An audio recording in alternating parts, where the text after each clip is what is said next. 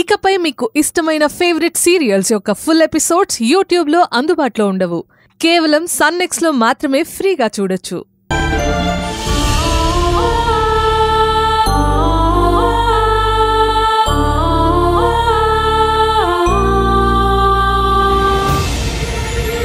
విన్నావు కదా అక్షయ్, మా అక్కేం చెప్పిందో విన్నావుగా.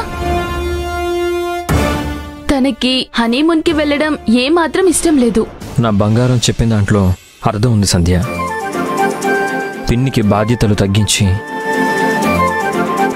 ఇంటి బాధ్యతలు తన మీద వేసుకొని ఈ ఇంటిని నడిపించాలని చూస్తుంది. నా బంగారం చెప్పిన కారణం నాకు బాగా నచ్చింది. నా బంగారం ఇప్పుడు ఒప్పుకోకపోతే ఏంటి? నా బంగారం ఇంటి బాధ్యతలు తీసుకున్నాక తనతో మాట్లాడి ఒప్పిస్తాను. థ్యాంక్స్ సంధ్య, నువ్వొచ్చి ఇలా చెప్పడం వల్లే తన మనసులో ఉన్నది తెలుసుకోగలిగాను. శ్రావణి మీద ఇంకా గౌరవం పెరిగింది.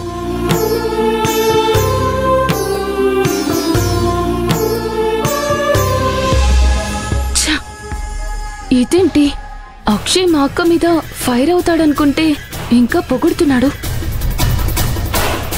అక్షయ్కి ఇదంతా అనవసరంగా చెప్పాను.